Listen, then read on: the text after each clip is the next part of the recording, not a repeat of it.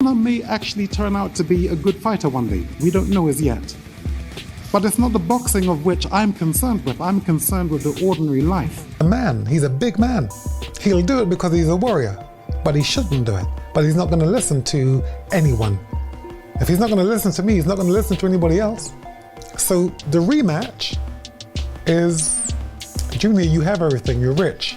You know, those promoters, they hate you because they can never get close. With boxing, it's unpredictable. There'll be thrills and spills in the press conferences.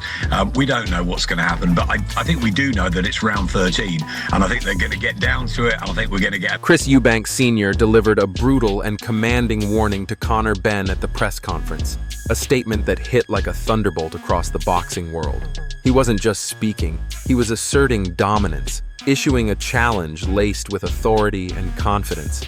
His tone... Protected if his father is involved with him. Because his father will protect him against the things which happen to him. So when the father's close, the fighter is better protected. This is what I was... Tone alone set the mood. This wasn't banter or hype. It was a psychological declaration of war. Eubank Sr. made one thing absolutely clear. Talent and potential alone won't save Conor Benn when the storm hits in the ring. I find that extremely disrespectful. No, it's not. That is very disrespectful. It's none of your business. You want to talk about my dad, talk about him. Don't talk about me and come with all that. Tell him about my life. I would love... Don't talk about my life in front of these cameras. The way he spoke carried the weight of legacy and pride. Every sentence sounded like a reminder that the Eubank name represents not just skill, but a ruthless standard of mental and physical toughness. Conor Benn, however, refused to be intimidated. His response... For £8? You better watch out, dreadlocks. You better watch out, because we have come for you. Oh, sorry. It's my mother's tongue again. It comes through. You'd better watch out, because we're not playing. We're real, and we are... ...response was fiery, personal, and filled with defiance. His eyes burned with anger and determination as he defended his legacy, his name, and his family. The tension was electric. Benn made it clear that he's not backing down. Not now, not ever. Any attempt to unnerve him, he said, would only strengthen his resolve. His passion lit up the room, and the press conference transformed from a war of words into a psychological battlefield. Then came the moment that shocked everyone. Chris Eubank Jr.'s coach stormed into the conference, amplifying the chaos and declaring total dominance. His presence was loud, fiery, and intimidating. You know, I live for this. I've had the fight over 100 times in my head. You know, for me, it's just focusing on the training, you know, removing myself from my comfort zones, my familiarities, my family, and, you know, fully dialing in. You know, I'm not going to allow myself to Chris and go back and forth, and, you know, all that PR's done. I'm excited to get in there and put my hands on him Saturday night. A full-force statement that Team Eubank isn't playing games. It was clear they wanted to rattle Benn before fight night, sending a message that they're united, relentless, and fully focused. Every word was like a jab meant to strike Benn's confidence before the first bell even rings. Trying to improve, and it's inspirational, you know, the whole time out there just working on getting better, improving, and I mean, I think it's fair to say pretty much camp started. Shut up, shut up, I don't want to hear that, echoed from the stage as tempers flared. The tension reached boiling point. Benn now had to respond not just to Chris Eubank Jr., but to the entire psychological assault from his opponent. I'd be shocked if Eubank loses. I don't really see that happening. Again, he's fighting a career-best welterweight. He knows that. From a psychological perspective, when you know you've got a smaller guy in front of you, you kind of start 2 or 3 rounds up in your own mind. So, like I say, when you look at the fight, it wasn't close enough to warrant a opponent's corner. Yet Benn stood tall, focused, determined, and visibly unfazed. Eddie Hearn, observing it all, later emphasized that this isn't just another press conference spectacle. It's the start of a mental war. So I think he'll get a lot more people wanting to tune into that fight, and obviously we're going to win the next fight, and but yeah, looking forward to it. Looking forward to getting Conor Benn ready to fight, and it's going to be historic. Or that will shape the fight itself. He noted Eubank Jr.'s relentless training camp, every drill, every sparring round, every tactical tweak, designed with one goal in mind: domination. This rematch, Hearn insisted, is more than just a fight. It's a showcase of discipline, mental resilience, and the will to evolve.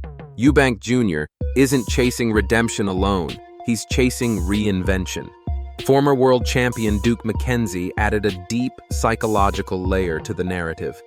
He pointed out that Eubank Jr., facing a naturally smaller opponent in Benn. I was like, never give up on the dream. Like, no matter, like, I was working for Vodafone, like, about 5 years ago, you know, like, while boxing as well, because, like, you need to put money. Benn holds an inherent psychological edge.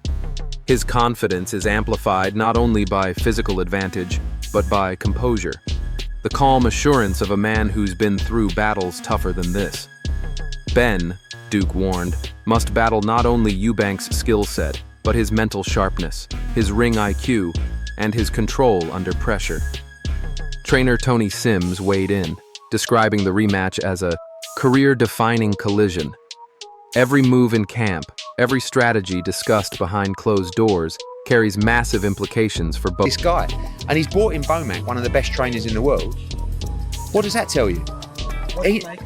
Because he knows he's got to be better. If he's not better this time, he loses. And, you know, he's taking it seriously, and so he should. It's a real... Both fighters. This isn't just about belts or pride, it's about legacy. Sims highlighted that Eubank's team, led by meticulous preparation and emotional discipline, are crafting the groundwork for a performance that fans will remember for years. Meanwhile, analyst Johnny Nelson provided a cold, calculated breakdown. He questioned whether Conor Benn has truly evolved since their first fight. Nelson pointed out that while Benn's aggression and hunger are undeniable, his technical development remains under scrutiny. Eubank, on the other hand, has been shocked. And sort of bigger guy won it. The rematch is going to be interesting, I think. He's now realised that I can hurt that fighter. I've felt the other fighter's power. Next time, I know what's coming. I think he might even do better in the next one. I think he's got a shout to win it. And Eubank's older. I get these fights, but you do want to see Benn. Can you kick on to try and win a... Sharpening both physically and mentally. Nelson's take cut straight to the truth. Boxing isn't just about raw power or flash, it's about evolution. The fighter who adapts faster, smarter, and deeper wins. Nelson's analysis brought clarity to what's at stake. In modern boxing, stagnation is fatal. Benn's challenge isn't just to outpunch Eubank, it's to outthink him. Eddie Hearn later revealed that Eubank's decision to bring in Brian "Bomac" McIntyre, Terence Crawford's trainer, is no coincidence. It's a tactical masterstroke. This addition signals that Eubank's camp is treating the rematch like a world title fight. The focus on precision, discipline, and elite-level preparation demonstrates how seriously they view Benn's challenge. And I think Eubank Jr., if he gets this win and there's a new lease of life maybe under Beaumat, 2026, maybe finally he could become a world champion. But he's got to get past Conor Benn first, and Conor Benn, not just hungry for revenge, he believes he can win this because of what happened first time round, because he went 12 rounds at middleweight, up in class, after a long layoff. Some people fancy Benn in this. Bomac's expertise could refine Eubank's already sharp fundamentals, giving him the extra mental and technical edge. Hearn warned, anyone underestimating Eubank this time around is making a grave mistake. Boxing commentator Ade Oladipo dissected the matchup further, saying this rematch is about experience meeting youth. Benn now understands Eubank's power, range, and rhythm. But Eubank, having felt Benn's explosiveness, now knows exactly how to neutralize it. It's a battle of adaptation and tactical evolution. The more composed... What's your prediction, Ben or Eubank? I've got Conor Benn to win inside 6 rounds. I feel like the weight will affect Eubank too much on how it affected him before as well. And it was a hard fight. It wasn't an easy fight. Conor Benn to win inside. Opposed fighter will control the tempo, and Oladipo believes Eubank's composure could be the difference. Veteran analyst Adam Smith raised the stakes even higher, labeling this fight as a crossroads moment for both men.